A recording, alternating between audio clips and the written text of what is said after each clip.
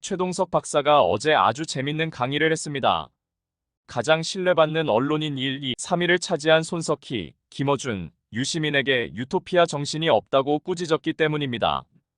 강의의 주요 내용은 이데올로기와 유토피아에 대한 것입니다. 하나하나 짚어가 봅시다. 우선 이데올로기입니다. 최 박사는 칼 마르크스, 칼 마나임, 토마 피케티 등 학자들의 책들을 인용하며 이데올로기를 다음과 같이 정의합니다.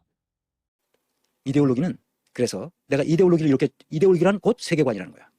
이 세상을 바라보는 지식체계, 이 세계를 해석하는 지식체계, 그게 곧 세계관이죠.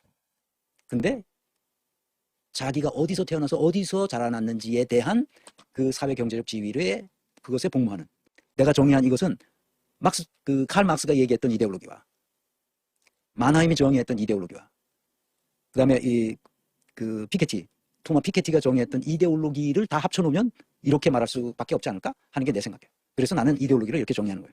이데올로기는 세계를 보는 안목입니다.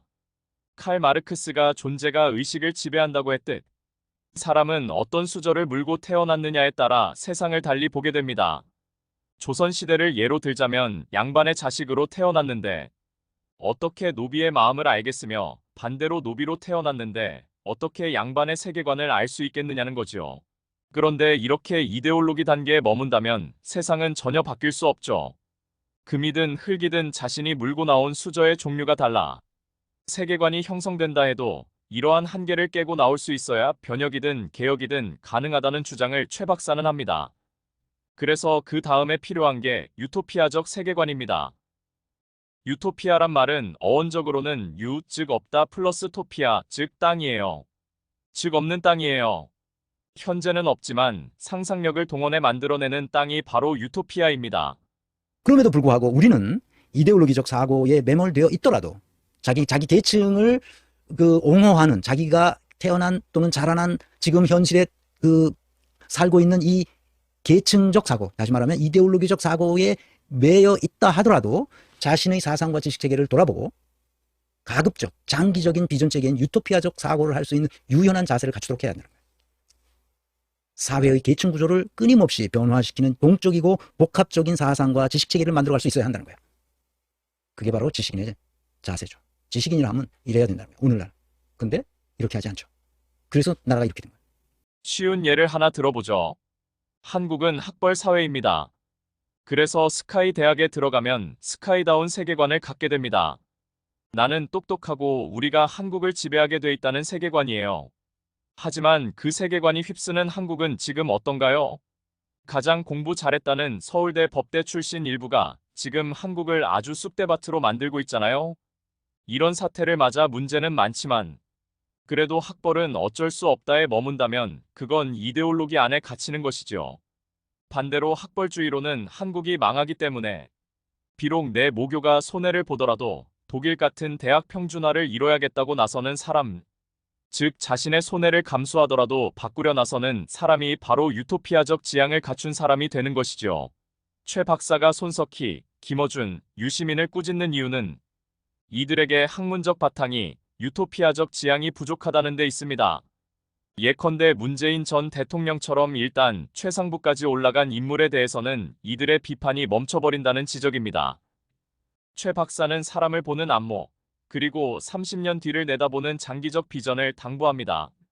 손석희, 김어준, 유시민에게 이런 측면이 떨어진다는 비판이죠. 지식, 학문적 바탕이 왜 필요한지를 들어보죠. 그래서 내가 얘네들에게 하고 싶은 얘기가 있어요. 이제부터라도 사람 보는 안목을 길러서 다시는 이명박, 박근혜, 문재인, 윤석열 같은 인간의 고위 공직에는 훨씬 더 못하도록 하자. 얘들아.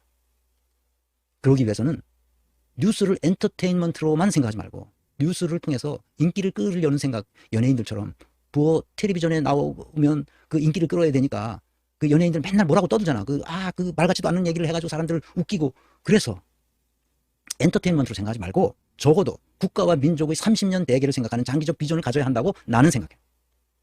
내가 얘네들한테 그 말을 해주고 싶은 거예요.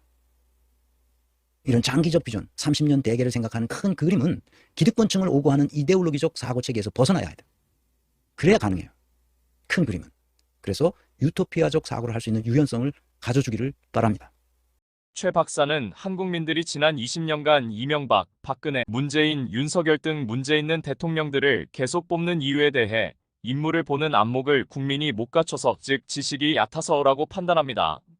이런 실수를 끊으려면 국민들이 더욱 지식과 학문적 소양을 갖춰야 하며 50만 명 정도의 깨어있는 시민이 모여 건강한 민주주의 네트워크를 만들므로써 정치인을 제대로 뽑고 지도해야 한다는 것입니다.